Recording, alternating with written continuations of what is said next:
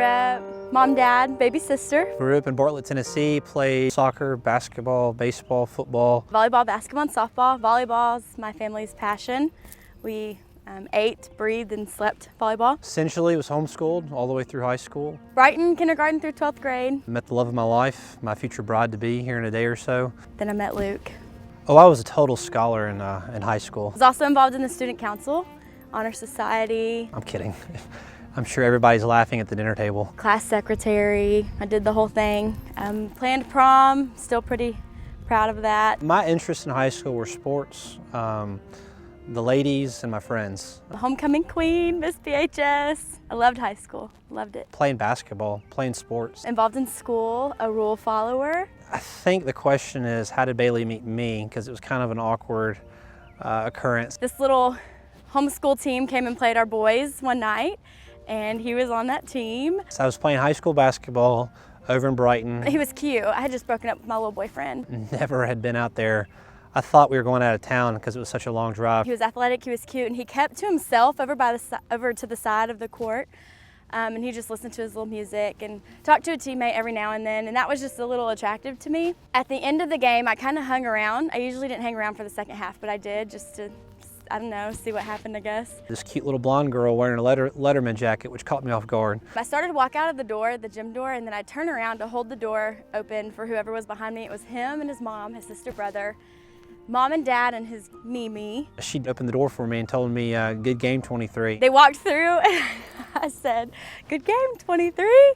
I looked at her and watched her walk away. I turned around and kind of ran. And I thought, gosh, smacked one of my buddies on the side. I said, you know, last time we'll ever see her, too bad I won't get her number. And then I noticed that he was watching me drive off in my little orange box. She drove off, saw this little orange, boxy looking car, never seen one before in my life, and saw her just drive into the distance. And then I thought it was history. I thought there was nothing to go from there. And then this was back in the day when Facebook was hot stuff.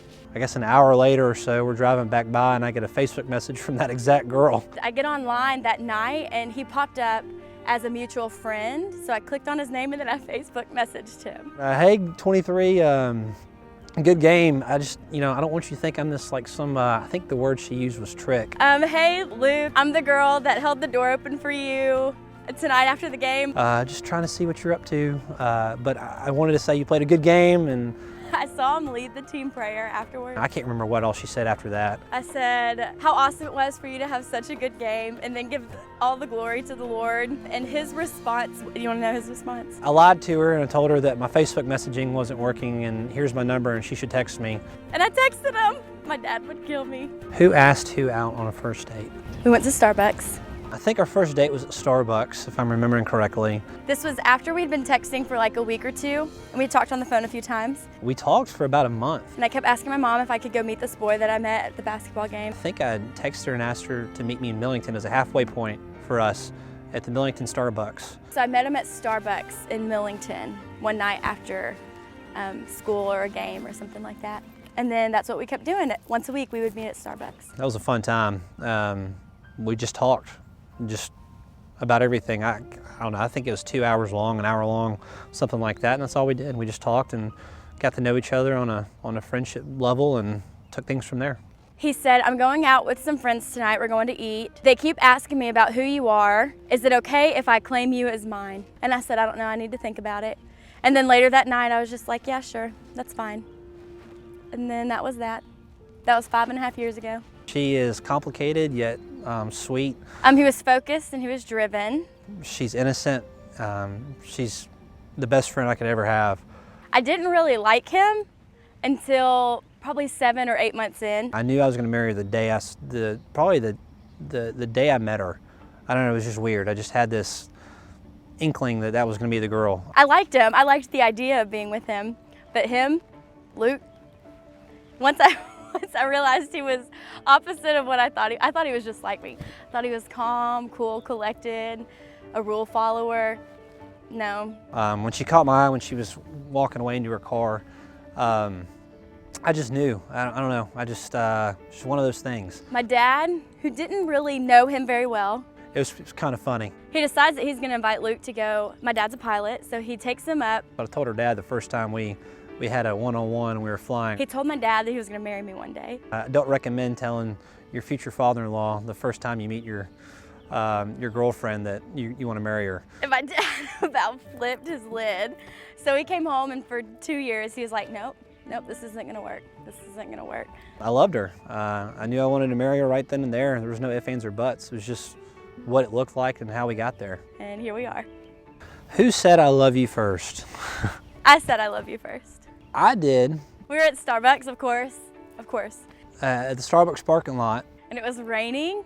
Actually, no, she was the first person that told me I love you. I think we had done Starbucks, and then we went to eat, and then I usually drove. We were saying goodbye in Starbucks, and I opened the door for her, and it's raining. It was raining, and I pulled up. He got out of my car, and then just out of nowhere, Bye, it's good seeing you. I think I gave her a kiss on the forehead. I said, okay, bye, be careful, love you. And I froze, I just said, well, bye, and she goes, well, I love you. And I said, what? and I was like, yep. And I drove off. And she essentially pushed me away, started crying, slammed the door, and literally drove off and left me sitting in Walmart parking lot in the rain. And then I told him later that I didn't mean it. 20 minutes later, she calls me and just in this crying mess. I don't know what I just did. I'm so sorry. I'm embarrassed. But it was me. It was just kind of funny. She did that actually the second, third time she told me she loved me too. At my house, and then I think at Starbucks again. She said it by accident and slammed the door and drove off. So it's quite funny. So that's the first I love you experience that I had from Bailey. We were going to church on a Sunday. My mom had asked me the day before, 2 days before, if we were available Sunday afternoon because we would do family pictures. For those that know me, I'm kind of extravagant. I like to put on a full show of things. My kindergarten teacher and now family friend dabbles in photography and art, and she had run into Mom at Kroger and said that she wanted to update her online portfolio. I want her to have the close, tight-knit family atmosphere. She texts me and says, hey, are you available for pictures? And I asked, yes, I am, Sunday afternoon. Can Luke come? Mom's response was, yeah, I guess he can be involved. Okay, cool. And then also wanted to have a group of friends come over and be there to help celebrate. Sunday rolls around and we're hustling out of church. Luke is taking his sweet time, polar opposite. I'm usually chatty Cathy, and he's like, come on, I'm hungry. The picture idea, I think, was Miss Kim's. We got together and she said, hey, let's do family photos. We finally make our way to Brighton, and we're doing our mock pictures. Next thing I know, my mom's like, hey, Bailey, Luke, why don't y'all get a couple together? We were there taking photos, family photos, and my parents walking around the corner. Turn around, and here come his parents. And so she's like, what are they doing here? And I looked at Luke and I said, what's going on? And he said, sweetheart, I have something to ask you. When she turned back around, I was on my knee, and she just started crying. She didn't even tell me yes. She just took the ring and put it on her finger, and I don't even think she could breathe. He asked me to marry him. I don't remember how. She sat on my knee, and all I remember is her mom going, well, are you going to say yes or not? I didn't even say yes. I just cried and sat on him. And she said, oh my gosh, I almost forgot, or something along those lines. I said, are you kidding? Is this real? And then I sat and cried. And she was crying, and she had her cheek all over me. And if you watch the video, you can hear him say, can you get up? You're choking me. I think I had a gallon of sweat. It was a fun time. And I'm starting to shake now just talking about it.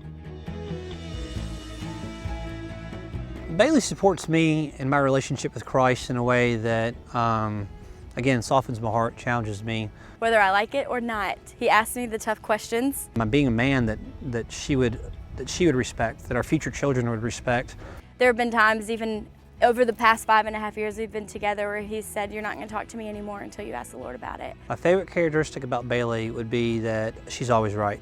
I'm kidding, that one's for her. He's determined. The most kind-hearted person to any human being that you can come across. His attention to detail and everything, mine isn't. The characteristic about Bailey that drives me nuts is she's always right. He talks all the time. She is as stubborn as they come, and I love it. All the time. Because I'm stubborn and I'm hard-headed, and so is she, and it's taught me patience, and it's taught me to live in an understanding way.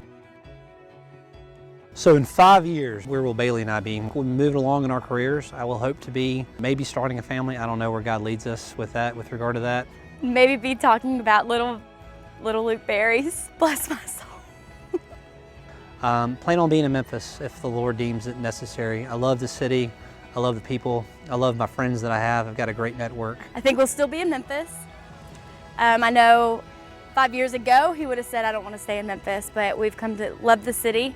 love where we're starting to plant our roots. With regard to career, I hope I'm at the point in my career where Bailey doesn't have to work. He'll probably still be with Collier. He loves it. He's performing insanely there. I would hope to be in Memphis, possibly starting a family, Bailey being a stay-at-home mom, and us just enjoying life with friends and family. If you would have asked me 2 years ago, I would have had it all planned out, and I can honestly say, and I'm okay with it, that I have no clue where we'll be in 5 years. Bailey and I argue this on how many kids we think we will have. I want 4 and I want twins. I actually want 2 and I want to adopt. I think he would be okay with 1. He wants to adopt. What do I want to tell Bailey the day before I get married? Thank you for loving me. Thank you for supporting me. I have loved you since the day I met you. Thank you for accepting me for who I am, but challenging me to be better all the time. If I'm 20 years down the road, if the Lord blesses me with that much time with you, I'm going to look back and think I had no idea what love was when I walked down that aisle. Life can be rough and rocky and unexpected. I just want to thank you for being my best friend. With you, there's always a constant. More than the love of my life. That it's your love and your commitment to me, and I'm grateful for that. I am more thankful for you than you will ever know. More than I could ever communicate with my big mouth. I wouldn't want to go through life with anybody else but you. I just love you to death, and I'm here to serve you for the rest of your life. Love you. I love you more than you'll know. Dad, Mom, I can't thank you enough for raising me the way you guys have, for all those spankings and lashings is what I thought as when I was a kid, but for raising me upright and in favor with God. With regard to that, on a more personal level, thank you for the rehearsal dinner. I can't thank you enough for the things you've done, for helping me just with advice, Dad. Just give me advice on the wedding and how to handle this crazy nut. I couldn't be more thankful. Mom, I love you more than you know. You've been instrumental in my life, and I know tasting and all that stuff and getting all this ready was not easy, and it was a difficult task, and I just thank you for doing that, and especially for dealing with a stubborn son like me. So I love you to death. Love you both. Mom, Dad, thank you for helping me put on the wedding of my dreams. And everything that I've envisioned, you've made sure that it's happened, and I couldn't thank you more.